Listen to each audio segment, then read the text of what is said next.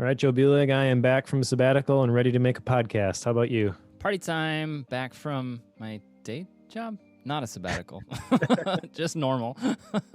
Though today I may have thoughts on changing that when we're done with today's book. We'll see. Yeah, exactly. This will be a fun one.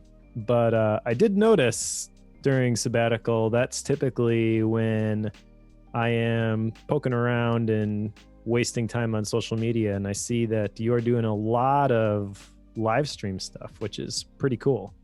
Yeah, it's been kind of a fun adventure. I've been, like, the folks who follow me on Twitch and who have joined in for those streams have seen that, like, I was doing a lot of bullet journal stuff and still do. Like, we talk about it a fair amount. I do stream like the monthly migrations and stuff, which has been fun.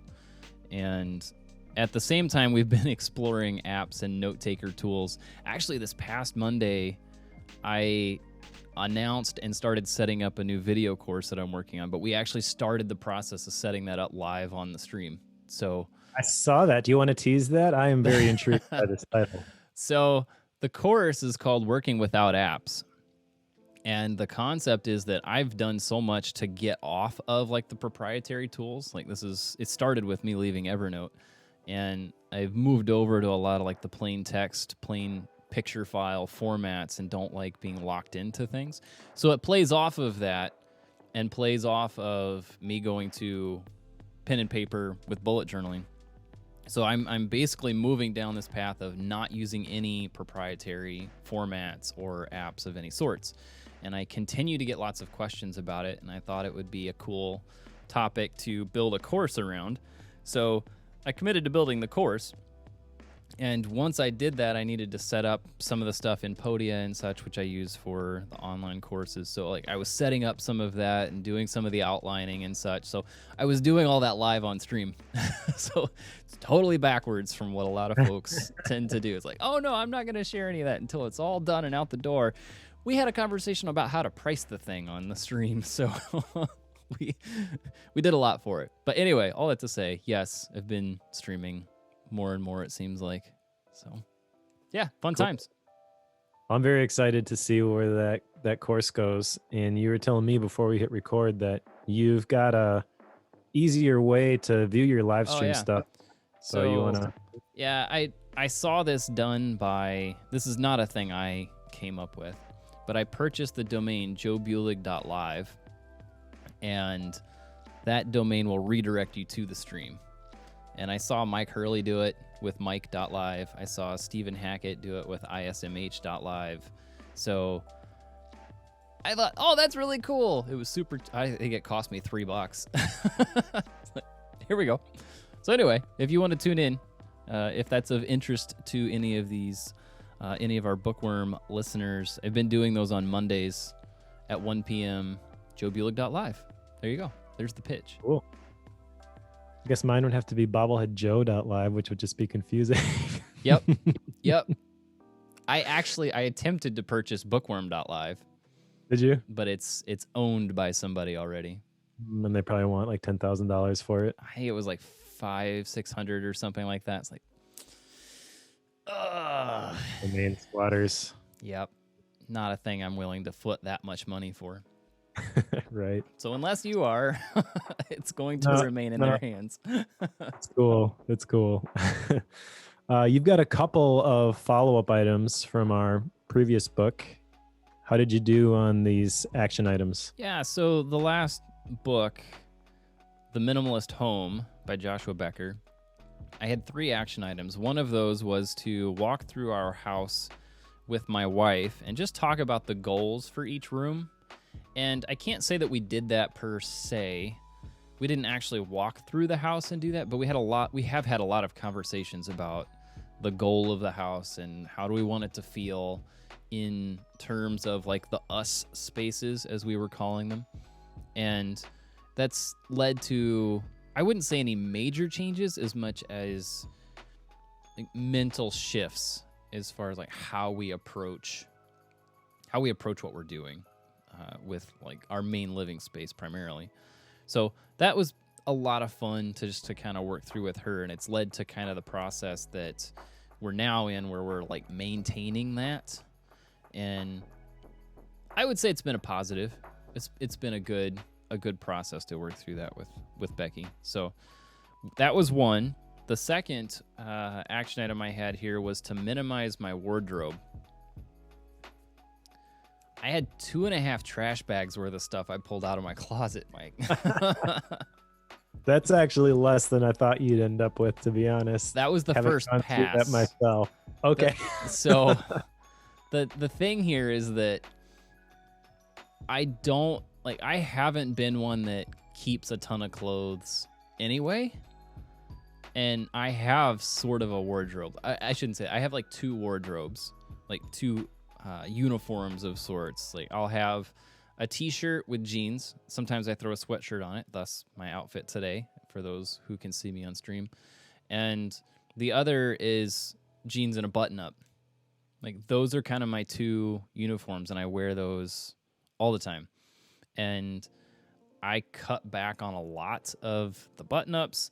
I actually did get rid of a number of t-shirts. But again, this was first pass. I'm guessing if I were to make another pass, I could probably get rid of another trash bag full. It didn't help that the day I was doing this, I received a t-shirt in the mail from Macstock. So that didn't help things at all. So that part has been kind of an interesting journey. But yes, I did get, I managed to pull out 2.5 trash bags worth of clothing and donated those. So it's getting there, making some progress on it. So that part is underway. I would say it's still underway. Like I made a lot of progress with it, but there's another pass I need to make. I'm just not ready to do that yet. Okay. The third one I have. I would Go be ahead. willing to give you credit for that one and say that one's done. Okay, that's fine. We can say it's done. 2 trash bags full of clothes is not a small amount. Yeah, I should say they're not small trash bags either. They're like the commercial restaurant trash bags. So if you stand them up, they're like 5 feet tall. So maybe I shouldn't have said that. So it would be like maybe 4 trash bags for a normal size. It sounds like a ton, but having done it myself, I understand. It doesn't take long. No, it doesn't at all. The last action item I had here was find a home for everything in my home office and basically give it a place. And I've done a lot of that. You can't see it on stream here, but Mike, you can see it. But I put my bookworm wall hanging that you gave me, the fracture you gave me, and actually put it on the wall for the first time ever. I've always just had it moving around from office to office with me as I've been moving things. So it was good to actually put it in a home and have it stay. So it's kind of nice to have that done. And anytime I do streams and stuff, it's right there. So I like it. I'm a fan. So yes, I have been going through. I've got a lot of it done as I'm looking around here, and have a lot of things purged. I got rid of a big box worth of junk that I didn't need, duplicate cables. I told my wife that's an interesting thing. As an IT person, I save all the cables because I never know when I'm going to need them because I do use them. Like it's not a thing that I can just get rid of. What I don't need is multiples of those. And that was the part that got me. So there were some like the micro USB cables. Yes, I will keep one. Actually, in that case, I'm keeping 2. But I had 8. I didn't know I had 8, but I had 8. So I had that. I had a bank of mini USB cables. So like I have devices and run across devices that use those and need them. So I did keep 2 of each of those. Just because I know there are times when I have one in use and it stays in use for a couple weeks and I need a second one. Like I know that happens. So I kept 2, got rid of the others. And time I did all that, I want to say there was close to 40 plus cables that I was trashing. So considering I keep somewhere around 200, that's probably not actually that much, but it's a lot still. Anyway, all that to say, I've done a lot with my office area. It's gone a long ways, and I'm much happier for it because I feel better suited to sit down at my desk and work on things. So that's helped me out quite a bit. It's actually very well suited for, I don't think I wrote these down, but for some of the action items I have for today's book. I'm not trying to give you a segue here, but it does fit really well with that. Just from a keep it clean, keep things structured stance. I'll quit talking now. Cool. We'll take that segue. We'll jump right into today's book, which is Shorter by Alex Soojung-Kim Pang. And this is the second book by this author that I have read. I had a Gap book a while back called Rest, which is kind of about sabbaticals and taking breaks. But this one is really about rethinking the workday. The subtitle at the top of the book says, Work Better, Smarter, and Less. Here's How. Which, in my opinion, maybe is a little bit misleading for what this book actually is. It's not a formulaic, here's how you do more work in less time sort of a standard productivity book. There is not 3 sections. There's a ton of stories. And the structure of the book, basically at the beginning, he talks about this design thinking process. And there's a picture where you frame it, and then there's inspire, ideate, prototype, test, share, and then it's a circle. So it just keeps going around and around. Now, are you familiar with this design thinking process? Because he talks about this kind of from a developer's perspective at the very beginning. Yeah, I've heard of it. I have worked with a couple companies that use it. I can't say, like, the thing that let me back up. He poses it like it's very, very common and you see it everywhere. That seemed to be the way he pitched it. Maybe I just don't run in those circles or haven't been around them, but I don't agree with that thought that this is very, very common. There are other models that I see quite a bit, like the concept of an MVP. Get a minimum viable product out the door as fast as you can. Minimum design, minimum code, minimum all the things. Get it out the door and then iterate, which he's kind of using in the midst of this. It is a part of the design thinking process. I don't know if it's as widespread as he says it is. It could be. I just don't see that. It's very possible that it is just at much higher levels, like from a chain of command stance. It could be in those companies at a higher level. I just haven't seen it. So I can't speak to that, I don't think, accurately. So what is your thought about using this model based on, I know you mentioned you have kind of limited experience with this, but what was your impression with using this to redesign the workday? Were you like, okay, I can see what he's doing there? Or were you like, this is weird? I feel like he's shoehorning it in. Like, I feel like he wanted to use this because if you read the exact terms he uses when he explains that process, you can tell that he really, really likes it. Like, that is a thing. Yep. Like, that whole design thinking flow is one that he resonates with a lot. And when it comes to using that as a basis to talk about a shorter workday or a shorter work week, I feel like you're trying to force something. It could just be that he has, because there are a lot of different ways that you could do this. You know, you could potentially use the GTD model to talk about the same thing. Yeah. You could do that. There are so many different processes and flows that you could use to talk about this. He just chose to use this one. That was kind of my perspective on it. I don't think this is necessarily, it's not bad. I don't think it's a bad choice to do that. But one of the things I struggled with was that it seemed like most of the book was a promotion for a shorter workday and shorter work week instead of actually explaining each of those steps. He had a hard time, at least I had a hard time connecting each of the steps with what he was talking about inside of them, because it seemed to just merge from one step to the next. So I had a hard time actually differentiating which chapter I was on. No, I agree with that. I think that's fair. Uh, in chapter 3 specifically, which is ideate, he's talking about doing trials, which seems like prototype. Right, And right. I so I had a little bit of trouble following this model as he laid it out in this book too. So just to reiterate, how this is laid out, there's really 6 chapters in this 260 some page book, and they follow the 6 steps in this design thinking process. So frame, inspire, ideate, prototype, test, and share.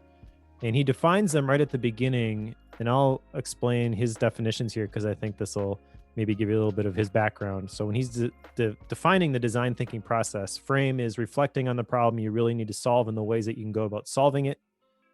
Inspire is better understanding users' needs.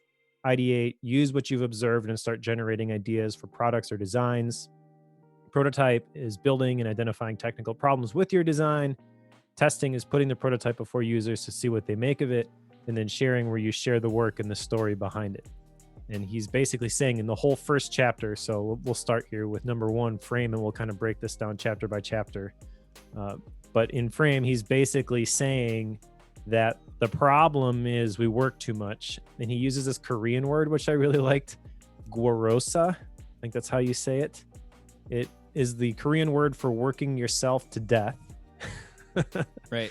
I don't think I have been guilty of working myself to death, but I definitely work really hard and wear myself out, and it's kind of a pattern, and then I get sick.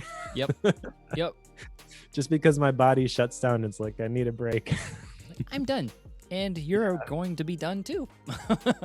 Yep, exactly. And that's actually just happened a couple weeks ago. We moved the last recording because I wasn't feeling real well. And my wife said that, this is a pattern and I can see this happening. Like, I can tell when you're going to get sick. I was like, what? You can? Why didn't you say anything? She's like, all right, next time I'll call you out on it. But basically, I was in the middle of the Calm Inbox project, and we've got sabbaticals built in. So I'm like, no, I got my structure. I'm good, And she basically pointed out that even with all of that stuff, I still fall into this pattern where, like, I can't let go of work. And what she notices is that I start going to bed later and later because I'm so amped up from my work day, and I'm still thinking about these things. And even if I'm not in my office working past 5, 6, 7 o'clock at night, my brain has trouble disconnecting from those things. And so I go to bed later. I don't sleep very well. And then enough of those days add up. And before you know it, my body's saying, uncle, I'm done. Yep. So I've tried to get better at this over the years, but I still think that I've got some room for improvement here. Sure. Yeah. I mean, there's, coming back to like the design thinking setup in this first one being frame, there is, okay, from the couple cases where I've worked with this, okay, when people hit that frame setup, like when they talk about that particular piece, they're trying to explain what the problem is, which he does a pretty good job of in this particular case. Like at this point, he had me hooked as far as what are the stories and how are people framing the problem and explaining the problem of working too much, which is fascinating because I think there's a lot of, like, for example, you have your sabbatical week. I don't know if that would play into what he's saying. I would venture to say no. That has more to do with taking longer breaks in intermittent More along periods. the lines of rest, probably. Yeah, I don't think that would necessarily fit the shorter model, I guess. But it's at least a step, I think, to helping with the problem of overwork. It's interesting whenever he starts explaining it. One of the things I started to think about, it was back in corporate days, whenever we would be pulling, say, 10, 12-hour days, and the number of times that we were just hanging out, having conversations because we were just putting in the time. And really what was going on was I was getting all of my work done by about 10 a.m. And then we were just kind of putzing until it was time to go home. And that was not uncommon. Super, super common. And the part that's hilarious is that I regularly hit my KPIs. We would always set our annual goals. And the part that was strange is you would set these goals with the intent of knowing how you would hit them. You would word them in such a way that you knew you could hit them, and even if you were behind, you could make it look like you hit them. That was a lot of what we did. But you could set these things up to where it looked impressive, but really you knew that you could get these things done very quickly. And the few years that I did that, the goals would start January 1, and I would regularly be done with my annual goals sometime late February. So, and then the rest of the year was achieving beyond that so that you looked good on the review and thus you could get promoted. That was the game I played and managed to get, I think, 4 promotions in 2 years. Like, that's why. It's because you can play those games. This is essentially saying, call a spade. We don't need to work that hard that long to get the work done. And it's okay. Like, it's okay to say that. And if we don't have to put the time in, we're going to be able to be more rested and be more creative, thus more productive. That's essentially the thinking there. Yeah, and I think I know where you and I stand on whether that is a right or wrong approach to how you do your work. But it is interesting to me that there's anybody who could think that is wrong. I get it though. I've known people who are like, well, if you're not putting in like honest effort for 8 hours a day, what are you doing? And he does talk in this book about the difference between somebody who just wants to avoid work and somebody who wants to work smarter. But he makes a statement, this is later on in the book, but this phrase I think perfectly encapsulates what you're just talking about. He says, become excellent in Excel and you can take lots of coffee breaks. That's from one of the studies that he told. Yeah. I when I read that particular piece, my thought was, oh, right. Because when I worked corporate, I was a data analyst. So my job was to run Excel reports for the most part. I would spend, there were times, in order to hit this February goal thing, a lot of the time I would write macros and write VB scripts that would take the data from multiple places and kick out the report for me. So people would send me data and they're like, hey, can you rerun that report? I know it's a lot of work to do, and I know it takes about a week to get that stuff done, but could you put in the time to do that? I'm like, sure, just send me the data.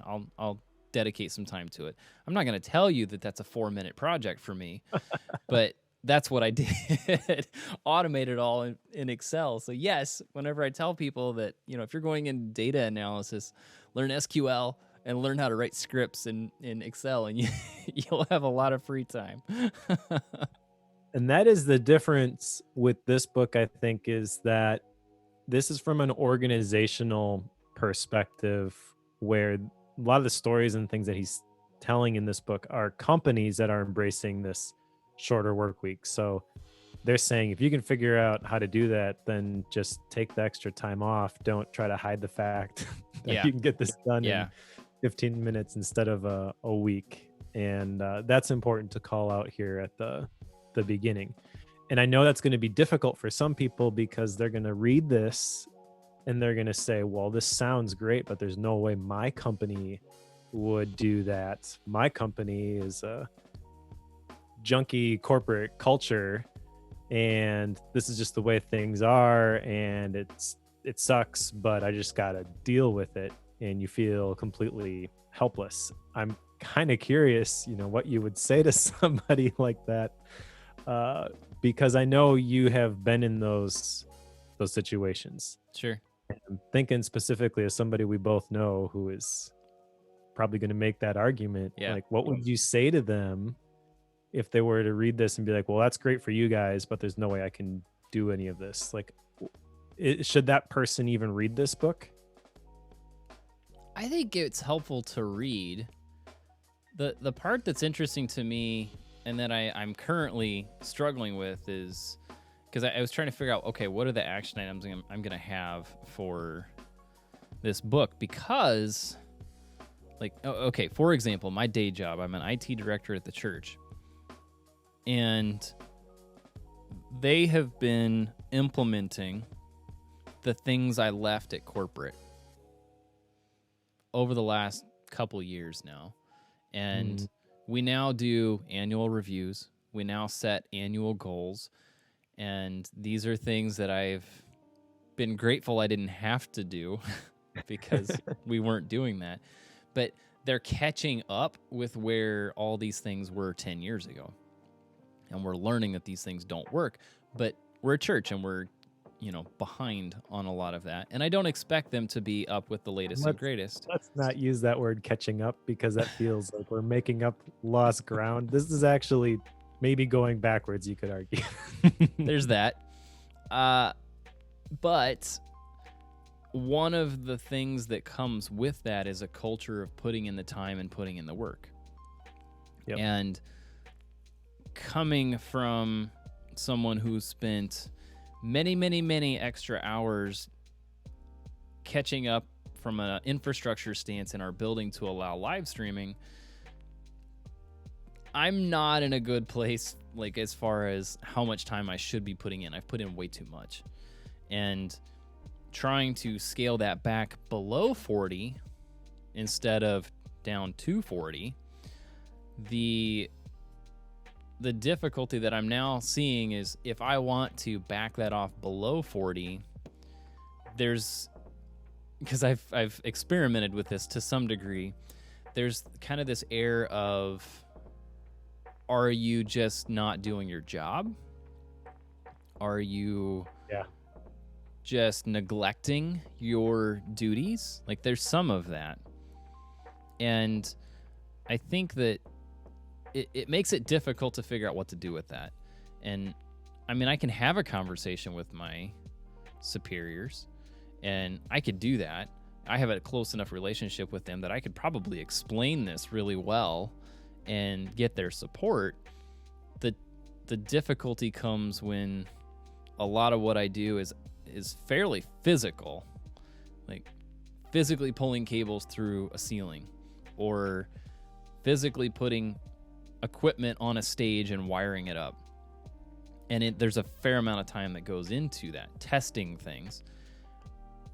What I wonder, and this is a question I would have for you, Mike, with this book, one thing that doesn't seem to be called out is the difference between mental work and physical work, and the differences in the amount of time that you put into that.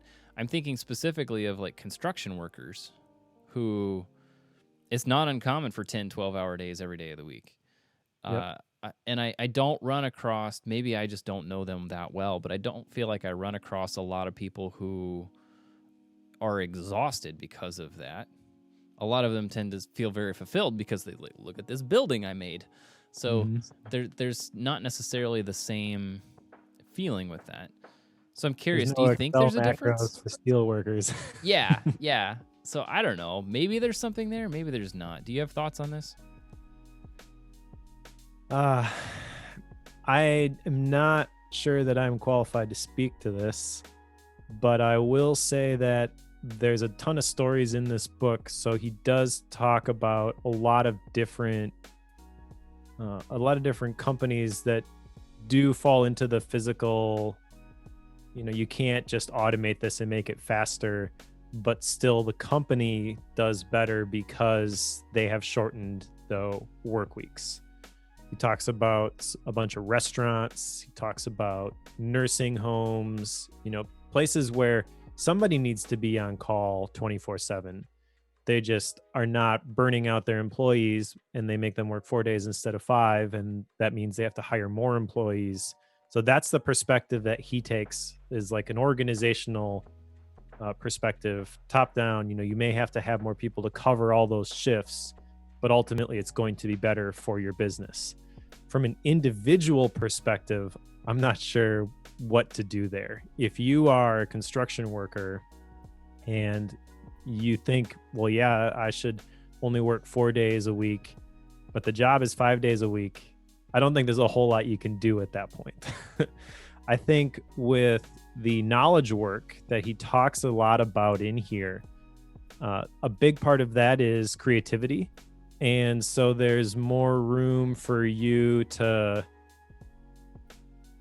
make your own hours, make your own systems, as long as you're producing the work. Who cares how long it takes you to do that?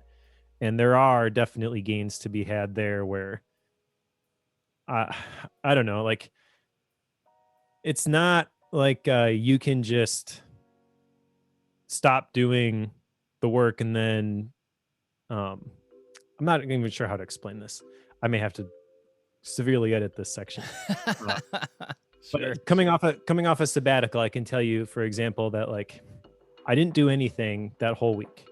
And what that allowed me to do on Monday when I came back is crank out a 3,000 word article in 3 or 4 hours. Sure.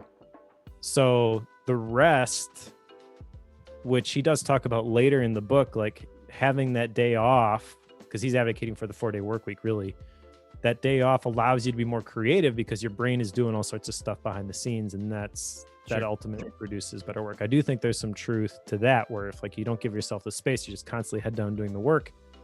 You can put in the hours, but a lot of it is spent staring at that blank cursor and it's not really being productive.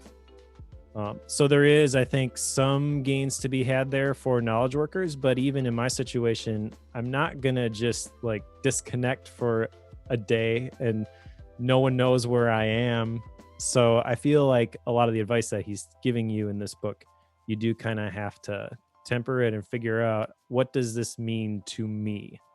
Where are the areas that I can maybe apply some of this stuff, knowing that I'm not in the CEO position to roll this out across an entire company? What's the low-hanging fruit in this for me, the areas where I can apply this and don't get frustrated because you can't just cut out an entire day out of your work week. Yeah. The chat has a good point too. There's physical work, mental work, and don't forget being on call but not actually doing anything work. So There's a good point there that there are folks who are on call. And I think this is a good point to bring up too, because this is what I do. I have a lot of physical work that's a part of my day job. A very large amount of it is mental work, but I'm also on call when I'm not there. Like, there are so many classes and things that happen nights and weekends, even though my actual job is in a normal work day. So it gets messy as far as when are you there and when are you not. And I don't know, the other side of this too is I do enough side things. Like, we're recording this at 1 p.m. on a Friday. So obviously I'm not working on my day job currently. So I have taken off the afternoon, which is fairly common. Like, for me, I generally take Monday, Wednesday, Friday afternoons off from my day job now. That's something I've kind of been doing for the last couple months or so, maybe longer than that now. But that particular process is one that has allowed me to work on some of the side projects that I've got going on. And I don't know if Alex would say that's a good thing, or if I'm just working a normal 8-hour day just on different things. Like, what qualifies and what doesn't. Yeah. Because he does point out that some people, they go to a 4-day work week, so they're putting in 32 hours, and then on the Friday, they have a side job that they work. And it seems as though he says that's a good thing. But when you stop and think about it, I don't know if that actually works out that way. I'm speculating. There's I a want lot to say here. It works, but Yeah. Let's okay, so I want to talk about that, but I think the next section actually kind of speaks to this. So let's go into section 2, Okay. Inspire, because this is where I think a lot of the always on, got to be on call stuff comes in. Okay. So he mentions a 2017 Gallup poll where 46% of people checked email before getting out of bed, and 47% checked work email occasionally or frequently after hours.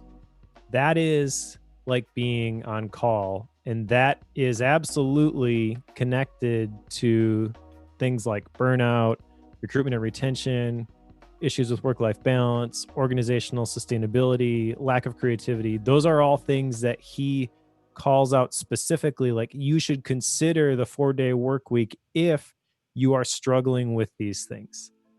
So I think that you have to recognize that when you are on call, you are still working in some capacity, even though it's not like you would think of my full attention is on the work. Sure. And I Sure. would say to that person, absolutely do whatever you can to break that somewhere if you can. And I get it that not everybody's going to be able to do that, but that is definitely impacting your mental well-being. Your like creativity is the one that stands out to me. I wholeheartedly believe that if I am able to just think about things as part of my workday, but not actually produce things, then it allows my brain to kind of synthesize the information, connect the dots, and what I end up coming up with is a better product. So like we're recording this podcast about a book that we read. A lot of people would say, well, I just don't have time to read. I think you and I both have kind of like worked this into our day and view this as an aspect of our work, because dots that we collect from this impact the other stuff that we do as creators. So the challenge for me with all of this is recognizing that reading the books is work, recording the podcasts is work, the stuff I do with the Suite setup is work, and not to burn myself out by trying to do all those things. But I wholeheartedly believe also that those things are kind of interconnected, and the stuff that I read and the podcast that I make, like ultimately that makes the work that I do at the Suite setup even better. So it's not wasted time. It's not stealing from the company, yada, yada, yada. But at the same time, I was hired at the Suite setup to do a specific job. So I got to make sure I put in that honest effort and fulfill the expectations. I don't want to steal from the company or go behind anybody's back. You know, I want to be transparent, but like, this is the way that I produce my best work. And as long as everybody's cool with that, then we're good. Not everybody's going to have an understanding boss who's like, yeah, make your own schedule, work when you want. Some of them are going to be like, I want to be able to get a hold of you on Slack anytime I want, or via emails, even worse, because you got to go in there, you got to look for it, or you're constantly getting all those things. Yeah, text. That's what mine is, which is almost worse than all of them. Yep. So this particular section, basically what he's saying is that you should consider this, because as a company level, you may think, well, we're not working this one day. So we go from 5 days to 4 days, let's say, that's 20% less time. So productivity is probably going to drop about 20%. But he makes the point here in this second chapter that it actually drops about 10%. And that's just the productivity side. That's not the people burning out and then they leave and then you got to hire somebody else and get them trained up. You know, there's a lot of other areas that help you recoup that cost. Creativity, like I mentioned, that's a big one for me. And then the other important aspect here is that you got to have the right people in the organization.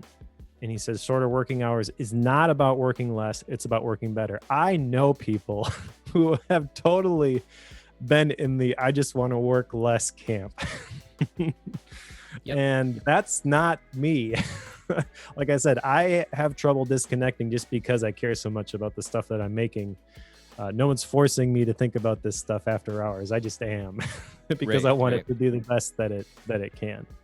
So for me, this whole book is inspiring from the perspective of what are the boundaries that I can put in place to protect myself from me, not from a boss who's saying you gotta work all these hours. But just recognizing, like in this section, he talks about in creative and knowledge intensive industries, the work is never done no matter how many hours you put in.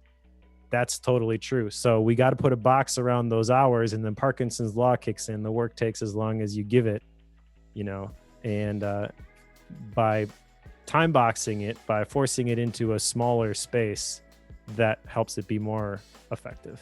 That is exactly what, you know, one of the things that I've done. I had it as an action item, and it's what you would think is talk to my superiors about doing something like this. So I don't have it as an action item because I already did it. maybe I should record it and then say done. But I did have this conversation, and my direct boss had the comment that I don't think I'm comfortable saying you can go home every single day, because I told him, and this kind of ties a few things together. Me working on my side projects is a refresher for what I do there. Exactly. So it becomes a form of rest, and doing things like Bookworm are energizing for the things I do in my day job. Building a web hosting company is energizing for Bookworm and for my day job. Doing Analog Joe is energizing for all of those. Like, doing those things and working on them helps all of them in collection. So me knowing that, I've done a couple things. I've talked to him about it, and he's cool with me cutting back the amount of time I work for the church in my day job. But what we're doing is, you've been to our church building. There are a lot of different places you can work in that building pretty much uninterrupted. And Sure. the joke is always Joe's hiding. Like, people think I'm hiding all the time. Like, that's always the thing. It's like, Joe, where are you? And they can never find me at times. It's like, oh, well, I'm just, right here in the sound booth. So, but what I'm doing instead is, instead of going home, I'm just going somewhere else and working on my own projects at that time. So, namely, every afternoon. Now, people know I've been going home Monday, Wednesday, Fridays after lunch. That's already a known, but I'm simply adding Tuesday, Thursday to that as well, and just staying in the building. And some of that comes from, I have a night or two or three sometimes where I am at the building after hours, and people know that. They know that I've got connections and emails and stuff that happen sometimes after hours, which actually doesn't really happen that much anymore. But there's also Sunday morning, which is technically work hours for me. So I don't think I will get to a 4-day work week, as Alex likes to promote, but I can at least scale back the number of hours I'm spending on that during the day. Now, I will tell you, this week, so as we're recording this, I spent this entire week on that schedule, and I didn't work on a lot of my side stuff this particular week, mostly because I needed to see, I didn't want to plan for that, because I needed to see if I could get my actual day job stuff done in that amount of time. I wasn't sure, because there's such a physical component to it, I wasn't sure if it would work or not. It seems to work. The only real issue I've had all week is when a volunteer didn't show up when they were supposed to, but thus volunteers. But it's been an interesting process to work through that. It's also nice to know that my boss has my back on it. It's not a thing that I think we'll make public to the church or to the staff, though I'm telling the world here. Side note.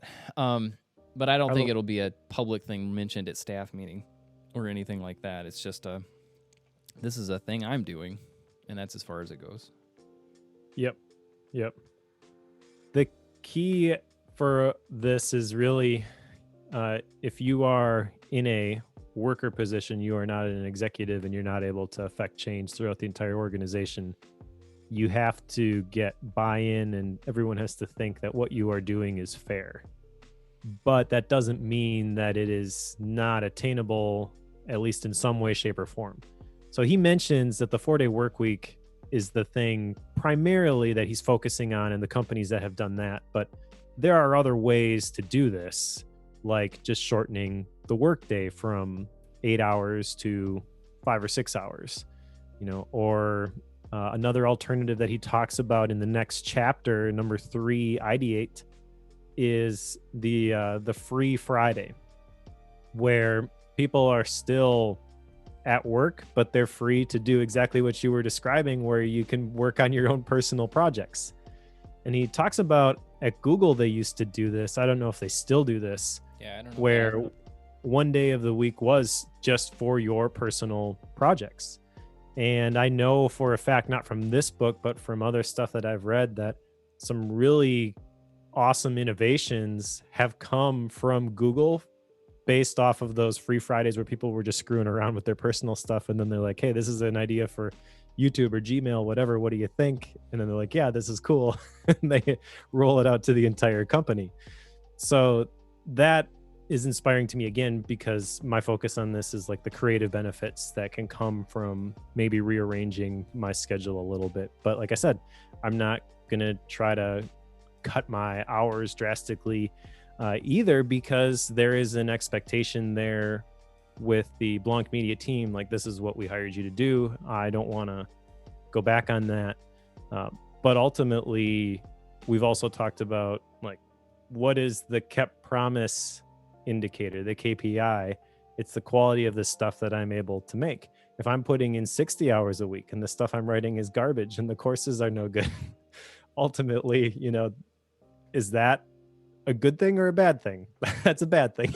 Right. So for me as a knowledge worker, I feel like I'm in this kind of weird spot where if I were to sit down and talk to Sean, we've got buy-in on this concept already because it's built into our sabbaticals. The idea behind the sabbaticals is that every 8th week the company takes off. So because that is going to recharge us and it's going to allow us to do better work when we get back. And we're going to do 8 weeks of work in 7 weeks of time. And we do that over and over and over again, and it absolutely works. So I think it'd be interesting to talk to Alex about this, because I feel like that is in one sense a version of this shorter work week, just that sabbatical formula where I'm putting in the roughly 40 hours for 7 weeks in a row, but then the 8th week is typically when we take off. And that is kind of getting into the other book, Rest, too. But I think an argument could be made that it fits with this as well. Because ultimately with a 4-day work week, what you're doing is it's kind of like you're sprinting for a little while and then you're taking a break, and then you're sprinting for a little while and then you're taking a break. Kind of reminds me of Scrum without the constant upping of what you're able to. Oh, to sure. Share. The constant raising of the bar. Yeah, exactly. And the big thing I'm thinking about through all of this is that, what does it mean to be productive? Like, what does it mean to function as the best version of yourself in the capacity for the role that you've been hired for as an employee? And it's impossible to separate out just the work piece of that. If stuff's going on at home, then that is going to affect your work. And so the thing for me is like these flexible hours that I've got. How do I put in an honest day's effort at the day job? How do I make sure that everything else is going well? All the other plates are kept spinning. And how do I do that in the most effective way possible? And I like the permission basically that the author is giving us to rethink how all that stuff gets done. And I know I'm in a weird position where I have total control over my workday and I can dump it all out and put all the pieces back in, how I want them. But if nothing else, it makes me grateful for my situation that I'm able to do that. Yeah.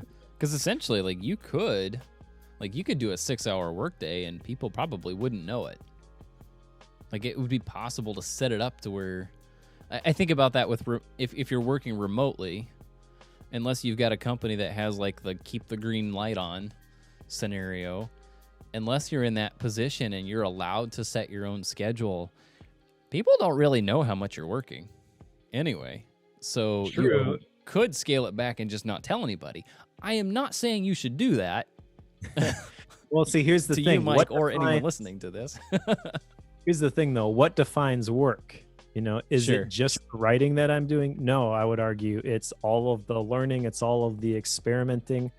Like this morning, I was going through a course on Rome research by Nat Ellison.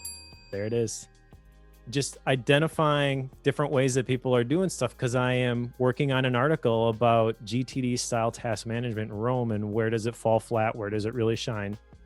and I'm messing with a whole bunch of stuff, doing a whole bunch of experiments. I didn't write any words, but I spent 4 hours, I would argue, working on this Yeah. article. Right. Because that knowledge that I'm getting is going to translate into a piece of content. It's just not as simple as sit down on the keyboard, okay, write words. Right. Yeah, I get you. Because there's a lot of times I do that with writing code. People don't realize that when you have a code project, there's a lot of times when I'm going to go spend time with it. I can't tell you what I'm going to change before I start. I can't tell you what features I'm going to add necessarily. That's because I'm the only one working on them. So a lot of times I'm going to go spend time with this script I'm working on. Is it going to be completely done when I'm finished tonight? Probably not. But am I going to add new features to it? Probably. What are they? No clue. No clue.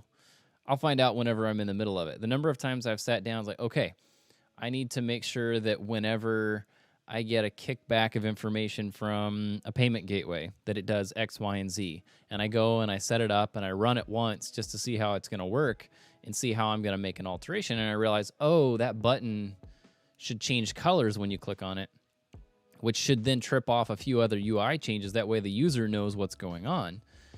Okay, let's get that done so that I know where it's at in the flow of the process. And then I don't ever touch the part I thought I was going to work on because I was being creative with the process and the user experience on top of that. Now, I will eventually get to that, but that's still a similar, like, I'm going to go spend time with this, not necessarily have a set thing I'm going to kick out, but that's still work.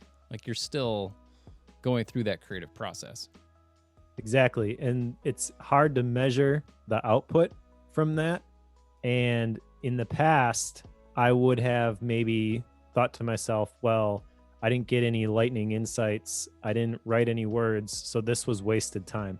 But I have come around on the whole process of creativity. We've talked about this before. Austin Kleon, Steal Like an Artist. All of those dots that you collect, those are not wasted. Right. Even if you don't automatically make the connections, they're there. And your brain will do it if you give it the space to connect those things.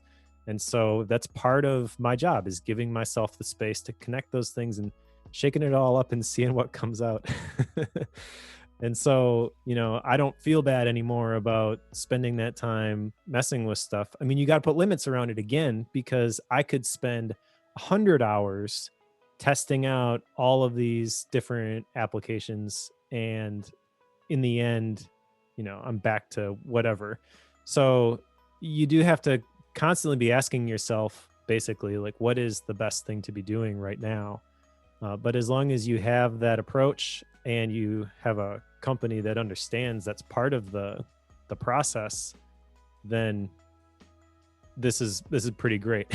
Yeah. Now, not everybody's gonna recognize that. That's the hard part, I think, with this is, and this is all the design thinking process, right? So a big part of this is you have this hypothesis, you test some things, you measure whether it worked. What are the ways that you're going to measure the output from this? And this is kind of where he talks about in this chapter with the trial. He mentions that the usual trial is usually 3 months, about 90 days, where you share what's working. The fact that you're calling it a trial is important, because you're basically at that point not saying that these shorter hours are privileged. This is the way things are going to be going forward. We're going to try this, see what happens. And there is the possibility that it's going to fail. But I kind of think that the beauty of this design thinking process that he outlines as the approach for redesigning your workday is that there isn't a simple formula for you to follow. And you're able to apply it to your own situation. And even if your organization isn't all in with this, like you were just saying, like, you can get somebody on your side who's going to allow you to try different things. And ultimately what that's going to do is provide you not just what you want, but it's going to improve the quality of the work that you do. So you can apply this a lot of different ways, but the trick here is that you've got to figure out, like, what is the way you're going to measure this? not just try to duck the green dot on Slack for Yeah. a while. There was a group of folks at corporate that had mouse movers. So if you let it sit still, it would nudge your mouse about every 4 minutes because it would trip to away at 5, and that was a corporate policy, like a policy management tool that was a part of the domain. So if your computer, like, you couldn't overwrite it, and people would get these mouse movers because they were browsers that could do it apparently. So you could open a browser URL and it would move the move the mouse for you, so it would keep that little green light on. So, oh my goodness, that's not surprising to me. Yeah, but that's kind of the exact situation that he's saying to avoid. Yep. That's the kind of culture that's toxic. If you're in that sort of situation, if I was in that situation, I'll just apply it personally. Sure. I'd be looking for a way out. Yeah, for sure. I get it that there are other things that are sometimes more important than calm work environment, but I don't know. The further I get along with this stuff, the more I realize the importance of that. Sure. And how it's not just a convenience for me anymore. It's a necessity. Yeah. Makes sense. I'm just a much better human when I'm not in that situation. Yep. I'm not as angry if I'm not. Yeah. So let's move on here to number 4, prototype. And again, these definitions are kind of not great. But prototype is really where you are trying out your new system, even though in the last section he was talking about the trials. So this is where he mentions the become excellent in Excel and you can take lots of coffee breaks. This is also where he gets into some tactics. And I think this part's kind of cool. There are a couple things specifically that stood out to me here. First of all, he mentions the 4-day work weeks requiring adjustments to how you do meetings. And again, this is the thing that I read. I'm like, yeah, I totally agree with all of this. And then I was instantly like, there's a lot of people who are going to be really mad at this section because they can't do anything about it. Yep. I was literally, as we record this today, doing a Calm Inbox implementation strategy session yesterday. And there were some people there, and the thing they were talking about, every single one of them, it wasn't about they have trouble with email. It's all the other inboxes, all the other tools that their companies are using to communicate. And the fact that they're all stuck at home and they're having to work from home. And the way that the higher ups are solving this problem is just all of these meetings that are designed to serve them and give them the information that they want. The net result for the employees is that they have back-to-back Zoom meetings all day, every day, and no time to do the actual work. Yep. Yeah. I remember one of the first virtual company I worked for, Beck Ag was the name of it. And my job towards the later part was to be building a set of software for us to use internally. And it didn't go well because at one point we had this big confrontation with the board of directors because they kept wanting to know, when will this be done? What's the time frame for all this? How far are we? Like, they wanted these things all the time.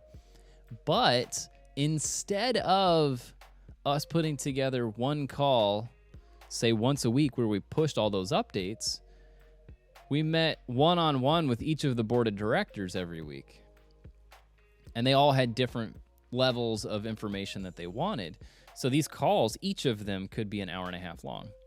And you start adding that up, there were 15 board of directors. So if I've got a 40 call, hours.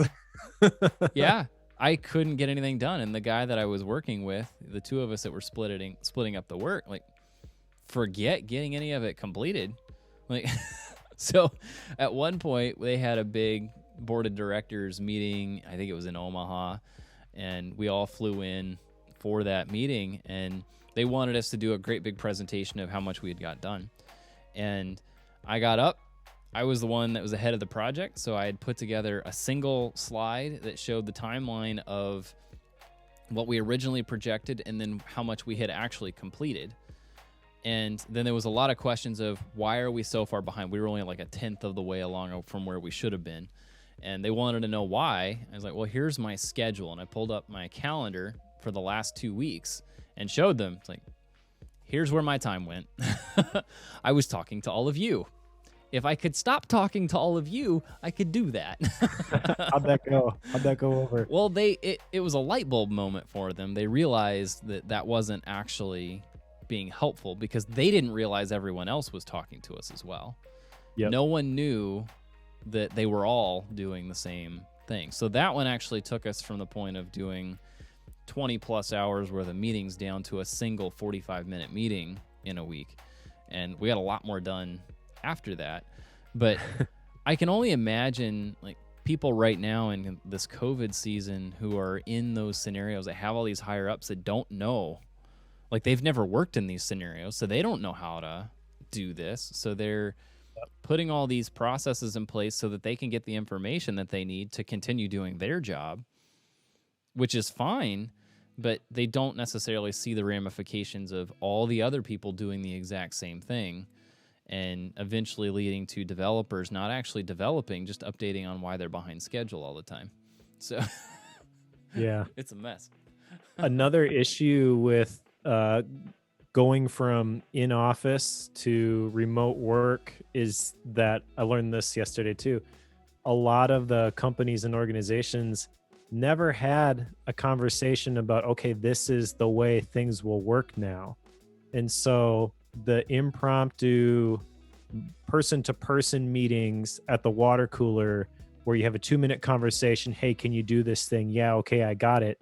Now instead it's an email and then a Slack message and then a text message. Yep. Because there's no process for that, and they want to make sure that the message is being received. And now there's all these different inboxes with all these different tasks coming in too, so it's just a nightmare situation. So I honestly don't even know what to do about that kind of stuff. I understand that a lot of times having the conversation like you did, that's a big piece of it. I can see a situation where the higher ups just don't care. I'm willing to believe that most people have enough humanity that the default, at least a little bit, would be like, oh, we didn't realize, and so let's make some adjustments. Yeah. And that would be the advice that I would give people, I guess, is like, if you've been avoiding that conversation, have it, because only good can come out of it. At least if they say no, you know what you're dealing with now, and maybe that's the time you start to plan your exit. I don't know. I will say pretty miserable to me that in my case, so using that confrontation that I created, I didn't do it blindly, and I didn't do it without some form of a warning. Like this was a conversation I had been having with the CEO. I directly reported to the CEO. So I had been having this conversation with her, and then I also had a coworker who was kind of at the same level, but was on the board of directors. It was weird. So I had talked to him about, like, here's what's going on. Here's why this isn't going. It's like, is it appropriate for me to call this out, not having had this conversation with everybody? So between the two of them, they helped us figure out how to frame it correctly, so that we weren't insulting at the same time. Because the problem we had was that this was a virtual company. They should know how to do this, and had been working virtually for 18 years. Like, that was not a new process for them. They should have this figured out, and didn't. So it was bringing something to light that they had never considered. So I wouldn't say just blindly go put a presentation together for your board of directors. Don't do that. But being willing to at least have conversations saying, here's my calendar. You're asking me for these things, and here's why I can't get those done. If I'm going to be engaged in the meetings that you're setting up, I can't do my job. Yeah, it's perfectly fine, I would think, in most situations to say, this is what you expect of me, correct? Yes. Okay, well, I want to deliver that, but I can't because of XYZ. What do you propose we do about this? Yeah. Yep. Obviously, you can do that nicely, or you can do it like a jerk. Yeah. Yeah. but but the approach, I think, is fine. Now that being said, again, this is kind of rest of this chapter is tactics that you can use if you are the one driving the change. So I would say that some of this stuff, maybe you can't say this is what we're going to do. You can still advocate for it though. And you could still, again, using that design thinking process, test it. So he talks about the 4-day work week requiring meeting adjustments where you reduce the total number of meetings, you shorten the meetings, and you keep the meetings focused and purposeful. He talks about instead of just using a default hour, maybe scheduling 45 minutes for meetings. Okay, so that's the kind of thing that you can't just go to your higher up and be like, meetings are a waste of time. We need to cut these down. Every single one should be 45 minutes instead of an hour. But you could say, for this project, maybe we should try this and then see how it goes. Yeah. And once you have some data, like, hey, this was actually just as effective, if not more effective, then you have some ammunition. You could say, okay, so maybe we should consider this on a larger scale. Sure. Feel like that is a perfectly acceptable approach to a lot of reasonable organizations. And again, I know the trump card is always going to be, well, my organization isn't reasonable. And it may not be. I don't know what to do. I would just, I wouldn't survive there, I guess. It wouldn't be long before I would say something that would cause conflict for sure. Having come from scenarios like that, I didn't know a lot of what I know now. I don't think thankfully I'm in a position where I don't think I need to go back to those scenarios ever again. But if I had to, today I know that, I know how to play the game, like the whole rat race. I know how you play that game. And a lot of people know that as well and will quite often have side projects that they start and simply go the flow. Like, if you want me in meetings all day, sure, that's fine. And they'll be sending emails during the meeting like everybody else, but they're building a business on the side. Yeah. They're not doing work emails, they're doing external. So I've seen that. I've also seen where people do like what I did and they're done by 10 a.m. and they would then do blogging or they'd start some other thing in the afternoon because they got their actual job done and they don't want to be too far ahead. You don't want to be you don't want to go so far that you're now making up new work for yourself to do so that you can fill the time. You don't necessarily want to do that because then you're seen as an overachiever and you can lose some of the political game of corporate as well. So you have to be kind of careful and walk those lines when you're doing that. So I don't know. That's what I've done in the past. And if I had to go back to it, it's probably what I would do today. You want to have this big, long, drawn-out meeting? That's fine, but I'm going to bring my computer and take notes like everybody else. Sure, yeah. As I'm researching who knows what. Oh, man, I'm so thankful I don't have to worry about that. Sure. It's hard for me to even speak to that, and I don't think Alex does a very good job of it either, because he talks about in this chapter respecting the clock. One thing they mentioned from one of the Japanese companies is that 9:01 is not 9 o'clock. And that I think is really important for all these virtual meetings. Yeah. That's a complete waste of time if people are showing up late. That just drives me up a wall. Yep. Fortunately, it doesn't happen very often where I work. People understand that because we've been doing it for a while.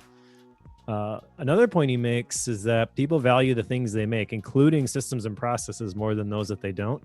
So I think that's worth calling out. If you are in a position where you are thinking about doing this for an organization, get people to help you create the systems, because then they'll take ownership of it and they'll be more effective than if you just top down, this is what we're going to do. Another thing that I really liked in this section, which I think is ammunition for people who work with clients, and because I've heard this, especially with the sabbatical stuff, it's like, well, if someone needs to get a hold of you, what do they do? Right. They don't. We're not Yep. there. Well, what? I could never do that. I have to be on call for my clients. And again, he's advocating specifically for the 4-day work week. Same principle though. If I'm a client, I the assumption is that it is assumed I can get a hold of somebody at the office on a Friday if I want. And I think there's a couple things here. First of all, not all hours are created the same. And one of the questions that they ask is, are clients buying our Monday hours or our Friday hours? Sure. Yeah. Which, just framing it that way, is like, you want the good ones or you want the leftover ones? No one wants the leftover ones. Right. Right. So just having that as something you can use to describe why you are going to a 4-day work week and saying we're not going to be on call on Friday, it's kind of like, well, oh yeah, I guess, because I don't want subpar work when you're burnt out from everything else that's going on. I want to be the one that you're thinking about when you're well rested and Monday morning, you know. And he does say that some clients will still feel nervous about needing emergency access. So sometimes you just got to leave the door open. That's the thing I like about this. It's not a hard, fast rule, like this is the way that you got to do it. I would say that, and he kind of backs us up with some of the stories that he tells. If you were to do that and say, okay, fine, you can get a hold of me on Friday if you really want to, but it's going to be an emergency. And so, like, let's just say, you know, this is off hours, so it's time and a half, whatever. But if I'm really there, if you really need me, you can get a hold of me. No one's going to do it. Yeah. Just test it and you'll see that, like, you really don't need that access. And so then you can either, you know, charge more for it, or feel free to just say, no, this is not what I'm going to do. I'm going to take this day off because it's going to result in better work. And that's what you're hiring me for anyways, is the work. And it's also possible that you need to get rid of that client. Yep. To get the better ones, you know. And the other side too is, like, if you're in a, you know, like the chat's saying, if you're in a 24/7 business, like the tech world, you need support with some tool, some service. Zoom is down. Like, if Zoom only was available Monday through Thursday for tech support, that is a problem. So they can't do that. But what they could do is take everybody's work week to 4 days and then put them in different places. So, like, you could do that as well. But at the same time, if you're able, like, from a client stance, generally, having done the gig economy thing, like, generally Fridays are quiet. Yeah. People generally don't make contact. And he points that out a few times. Like, Fridays for most industries are not busy. Like, everybody's looking to the weekend. They're checked out by noon. They're not going to send a bunch of emails hoping to get big responses that afternoon. Like, they're just not doing that. So it's fairly easy to eliminate that day, or at least cut it short. So there are a lot of ways you can make that work. But I don't know. Like, this is a thing I've thought about quite a bit as I'm looking at building a web hosting business right now. What level of support do I need to offer, and how often? Like, what are the hours that you put in for that? Probably not going to be 24/7, considering it's just me. So you're not going to get a response if you're at 2 a.m. Mm-hmm. So there are pieces of that I've got to figure out. I don't know what the answers are, but I'll try something. You know, we'll get there.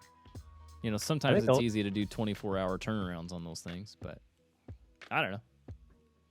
I think a lot of it is expectations, to be honest. And this kind of leads into the next section, number 5, test. Because this is where he mentions the typical client response is, that's amazing that you guys can do that. And he makes a couple points with this. Number 1, a lot of clients will be impressed with the model and want to adopt it themselves. Basically, they're on board with the idea. Those are the clients that you want. Yeah. The ones who are advocates for the way that you work, and then fire the rest of them, kind of to your point.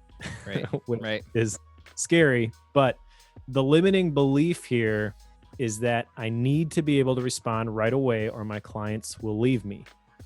So number 1, we've kind of talked about, maybe you need some clients to leave you because it's not a great fit. Right. Which is always sounds like it comes from a position of privilege. I get that, but it's something I really do believe a lot of people need to adopt. this mindset that you have the ability to fire clients and find different ones that will be better. Yep.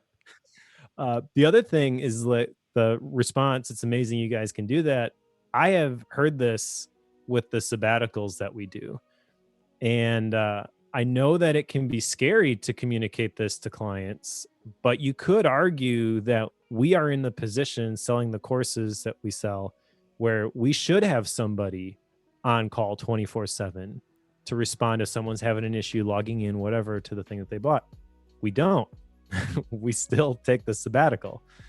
Uh, and the way we handle that is that the person who does the support still logs in, but at a reduced capacity.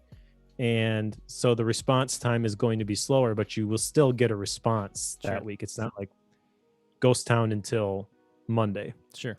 So I do think that maybe there's creative ways to apply this.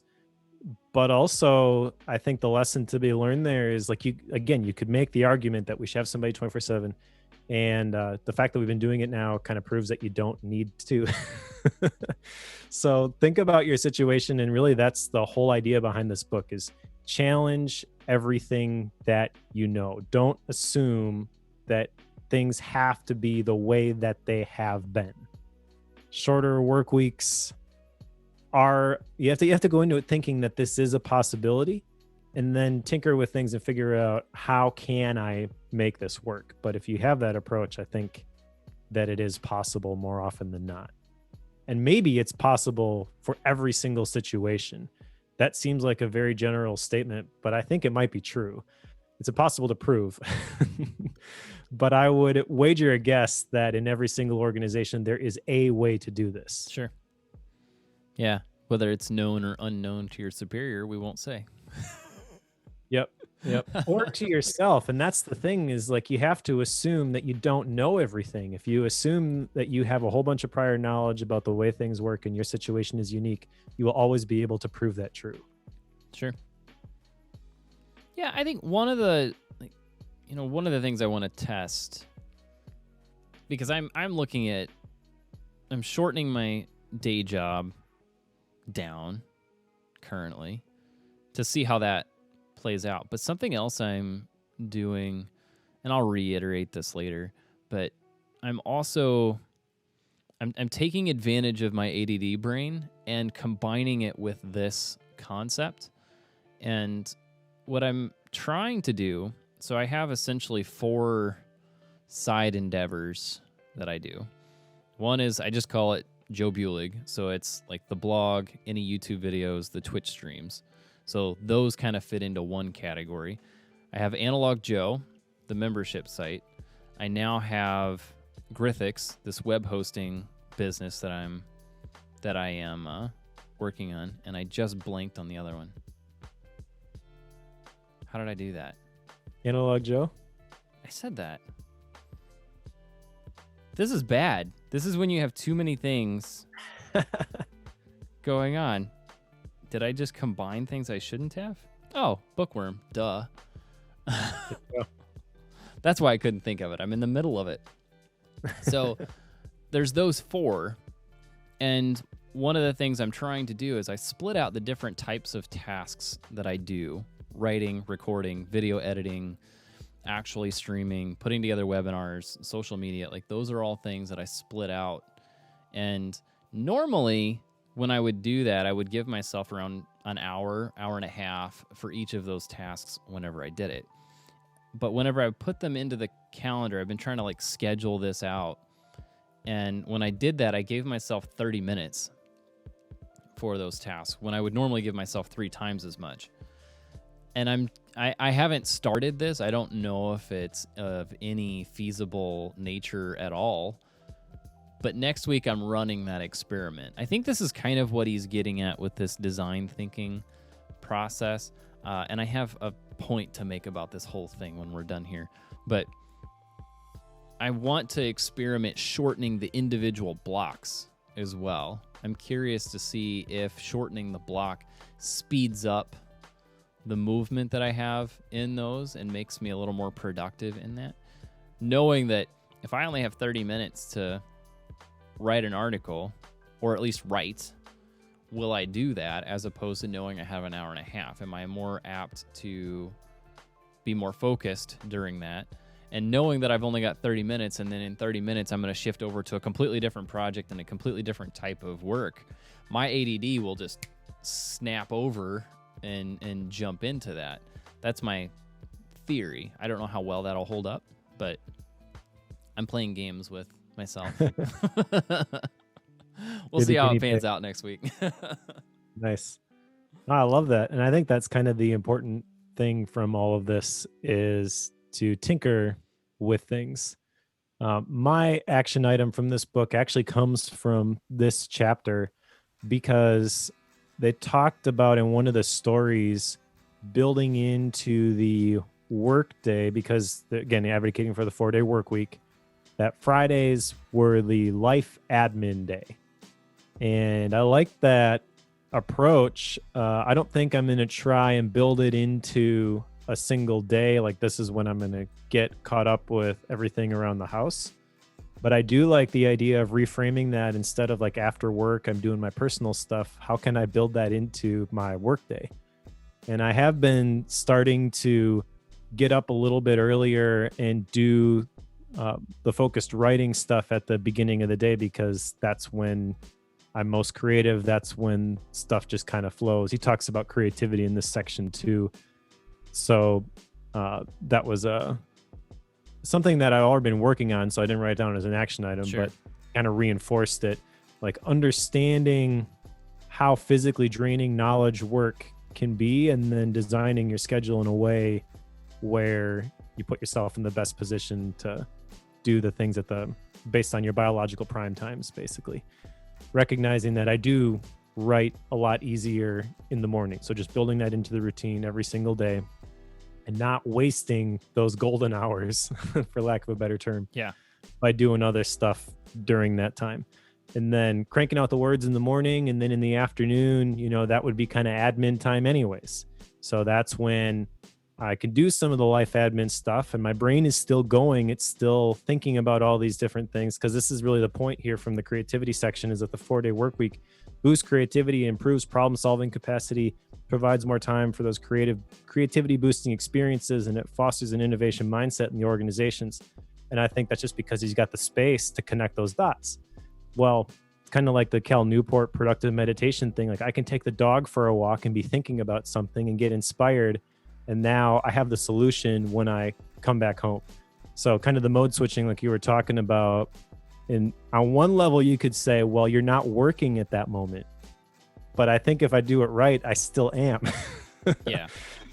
And I can still measure the production and the output for the quote unquote day job from doing those things just simply by rearranging the blocks that are already there.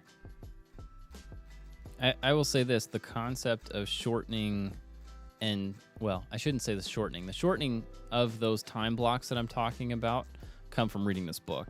But the concept of putting a bunch of very disjointed things next to each other in that time blocking comes from me spending time setting up monitors and microphones on a stage over a 2-hour period. Because I had the time, like I was physically doing something completely different, and for whatever reason, some dot in the brain connected, and like, oh, my ADD is really good at jumping. If I shorten things and I make them very widely different whenever I jump from thing to thing, my interest is piqued every time I switch, and I'm more apt to make a lot more progress whenever I do that. Again, this is untested, so I have no idea if this actually works, but that idea came from doing something completely unrelated.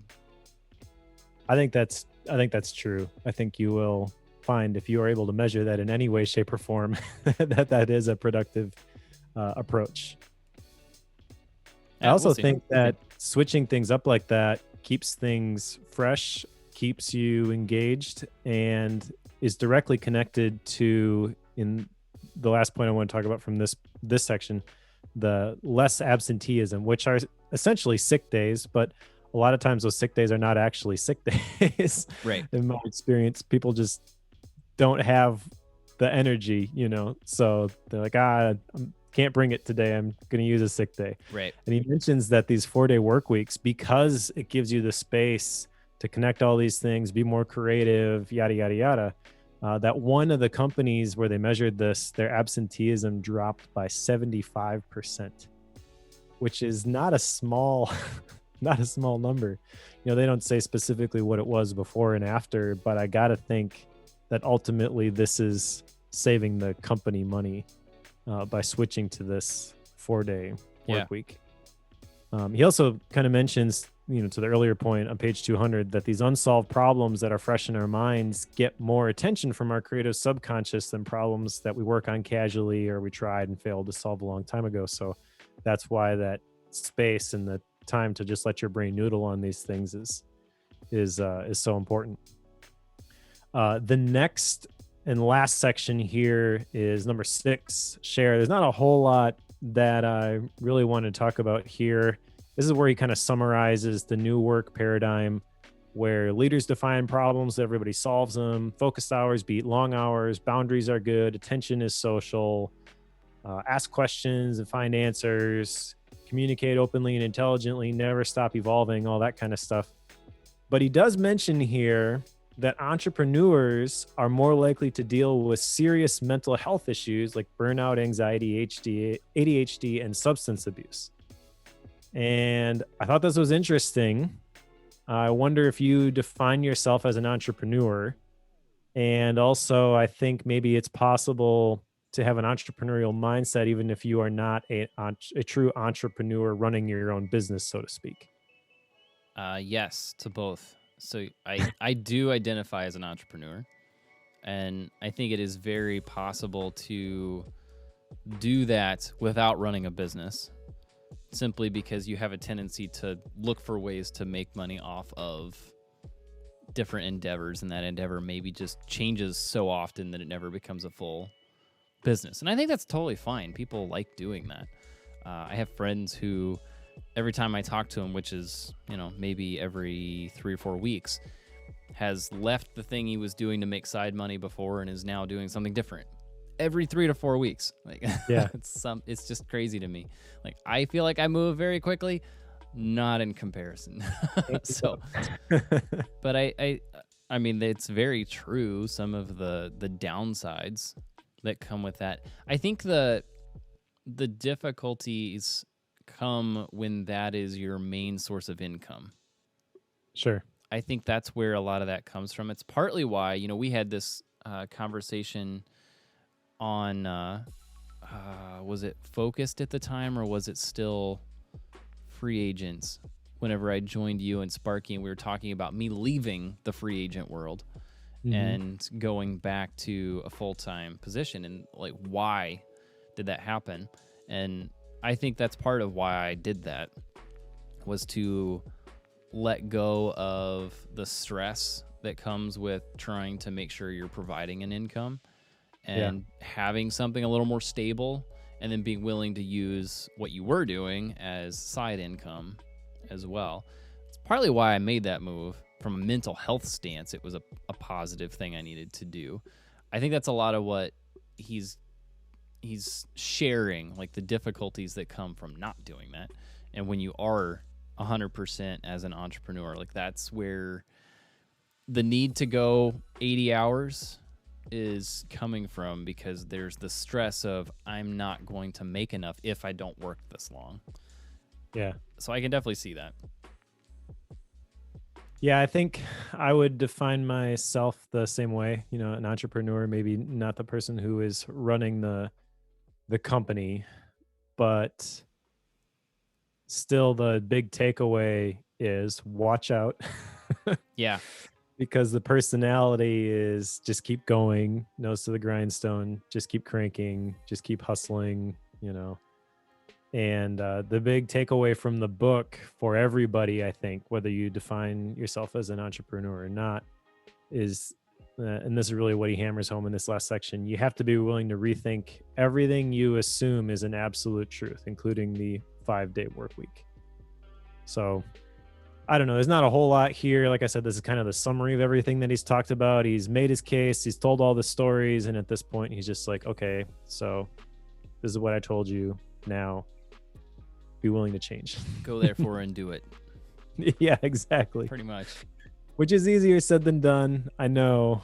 But yeah, so that's the book. Anything else you want to say about this? I want to just make a point about the whole design thinking process, because where it comes from is the realm of designing products, and I don't want to say that's all it is, because it is way more than that.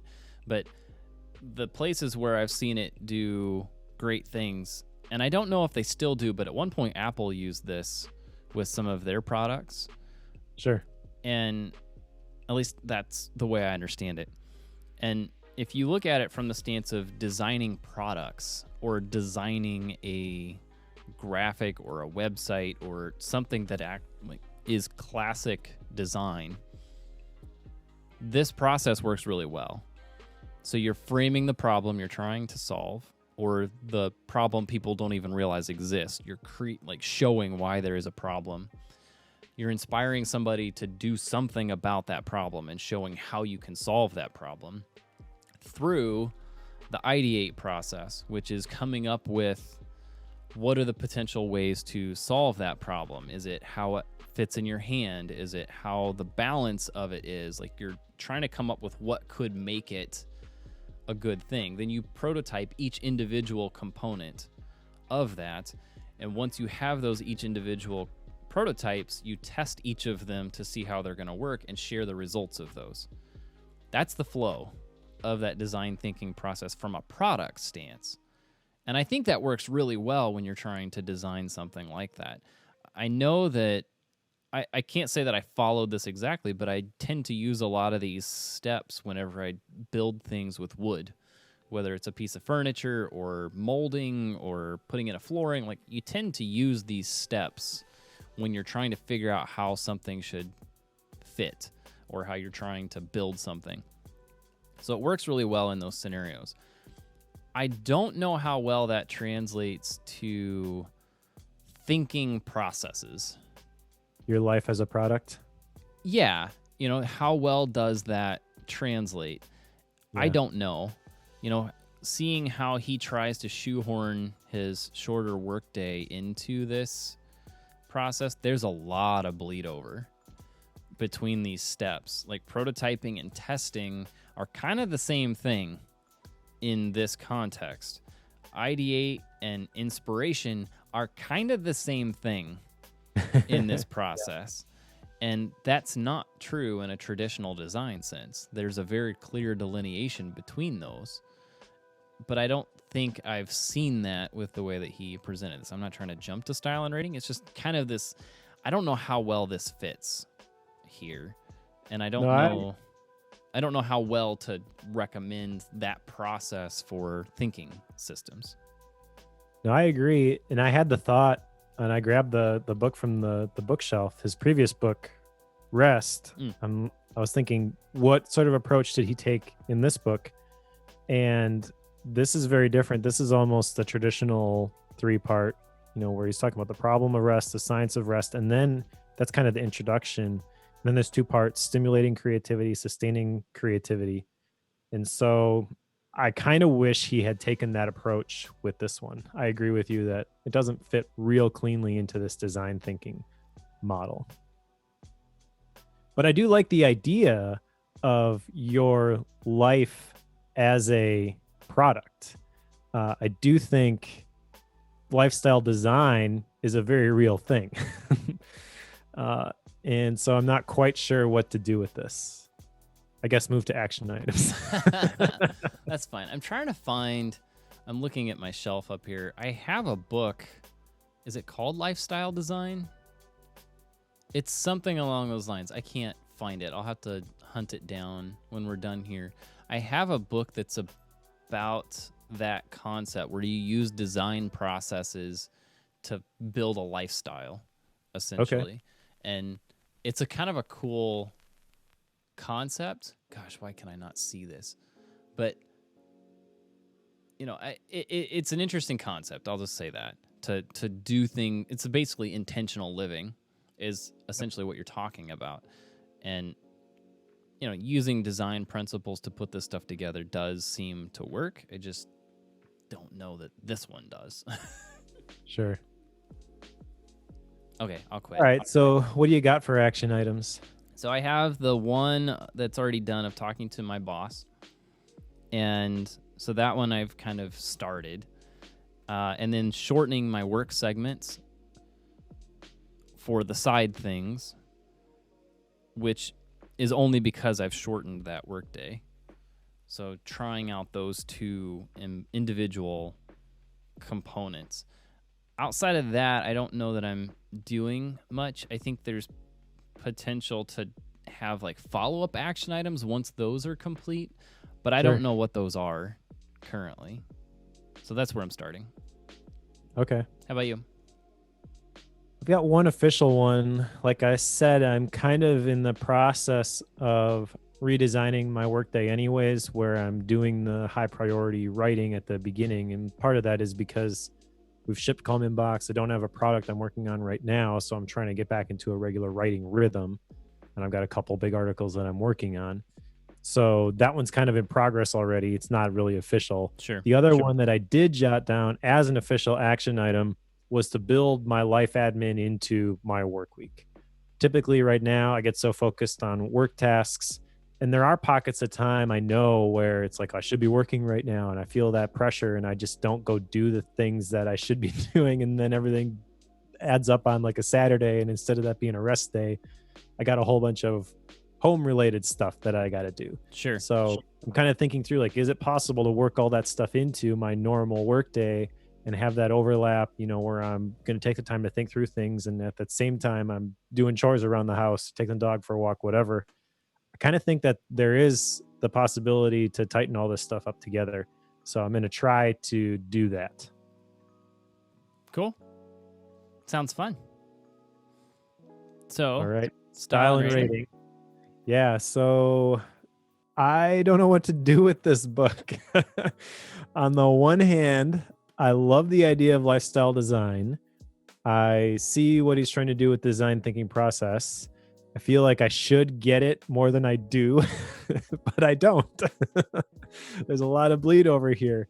I feel like a lot of this is a commercial for a 4-day work week, which is a very powerful idea, but maybe doesn't require 260 pages. Sure. I don't know. I did enjoy reading it. The stories are interesting. He's a good writer. I've went through it pretty quickly, so I was pretty entertained by the book itself.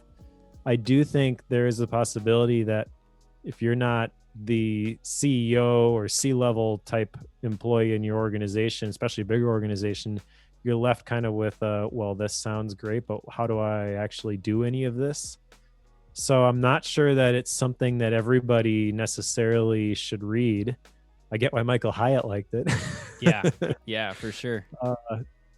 I don't know. I think I'm going to rate it at 4.0 because I do think it's a good book. I do think there's some really powerful ideas here. I do think the way that he presents them is well done, but I do think there's a possibility that you read this and there's like no path forward. So I don't know. I got something out of it.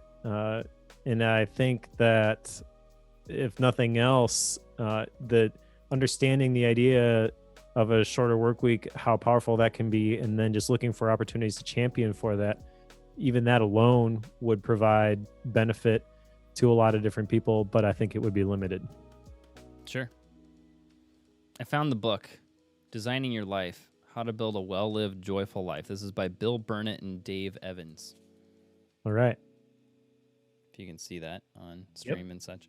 So, I don't know. I read this a while back at a recommendation of a friend, and it's interesting. I remember thinking it was fairly straightforward, but still an interesting concept to work through. As far as like, I've shared some of my concerns with the style and the choice of using the design thinking model. I think there are potentially some shortcomings with choosing to do that, but I would guess that there's a lot of thought put into why Alex chose to do that. It may just be that it's different. I mean, it could be that to some, this fits really, really well. It could be playing off of a trend of design thinking becoming more of a thing. I mean, it could be all sorts of reasons as to why that was chosen. It just didn't resonate with me, I think, in this particular case. So, good or bad, I don't know. I think you nailed it on the rating, though, 4.0, because I think that there's a lot that you can glean from this, and it resonates a lot with what you and I tend to think about these topics. So I'm not arguing with the content itself. I think my concerns are just around how it was presented and like all the bleed over and the difficulties with trying to follow. Like, because you made a good point. It's easy to read. You know, it's engaging. But when you start trying to like conceptualize and trying to like understand all of the individual components, I think it got a little difficult. Because like so much of this is, you need to work less. Here are some ways to do that. Try it out. Like that's really what I was. That are doing it. Yeah, like show me some examples. Show me why. You know, like that. I get. I don't know that it needs this design thinking model put on top of it. So I think that's some of my concern. I think the way it's presented makes it difficult. The topic itself, I'm totally on board with. As an overworker myself, I think that's something I needed to hear and need to be willing to say too. So I don't know. I'll stick with it at the 4.0. I think you got it dead on there. All right. So let's put shorter on the shelf. What's next? Brainwash by David and Austin Perlmutter. Perlmutter? I think it's Perlmutter. One of these days I'm going to learn to look up author names before we do this part, Mike. Father and son, by the way. Yes. So Brainwash, have you started this one yet? No, it came today. Okay. Looks yeah. fascinating. Yeah. Mine just came in today as well. So I've not started it, but it's an interesting, I think it'll be a different topic for us because it's more along the lines of how do you cleanse your brain from a lot of different aspects. So it'll be an interesting topic. It'll be fun. I am definitely fascinated by the topic. I'm looking forward to going through this one. It'll be fun. It's classic Joe. Let's find something completely different. The one after that is one that I have wanted to read for a while. I have it already, and that is The Motivation Code by Todd Henry. Todd Henry wrote a book a while back that I really liked called Die Empty, which is kind of a motivational, find your purpose sort of a book, so right up my alley. And I don't know much about The Motivation Code other than a lot of people have said it's a really good book, that I respect their opinions. And I love the topic of motivation. I feel like this is more important than pretty much any of the self-management stuff. Sure. Like all the willpower stuff. You know, we've kind of talked about that off and on throughout this podcast, where a lot of people are like, oh, conserve your willpower. But when you got motivation, it kind of doesn't matter. Right. So I have no idea really what to expect from this other than a good book by a good writer. Got any Gap books? Actually, I finished this one. It might have been a Gap book earlier, but I finished Get Together, which is about community building by Bailey Richardson, Kevin Hoyne, and Kai Elmer Soto.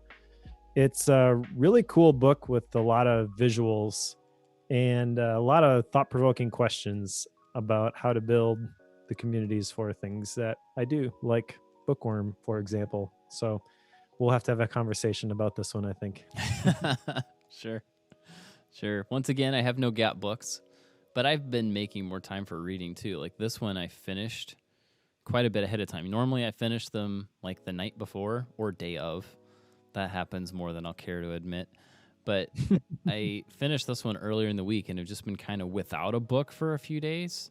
I was debating grabbing another one. I was like, I'm not going to get two done before our next recording. But I've been getting better, so we're getting closer, I think. Maybe next time. Maybe. All right. Well, thank you to everybody who listens to the show. Thank you to everybody who joined us in the live chat on Twitch. And thank you especially to everyone who is a Bookworm Club premium member who's willing to give us $5 a month to keep the lights on. If you want to join the Bookworm Club, and get access to all of the MindNode files for all the books that we read. I take all my notes in mind maps, and so I put those up in the special members section of the club. You can go to bookworm.fm/membership. Surprised you don't do that in Rome. It ends up in Rome eventually. Okay, I should have known. All right, well, if you're reading along with us, pick up Brainwash. We'll join us in a couple of weeks, and we'll go through that one together.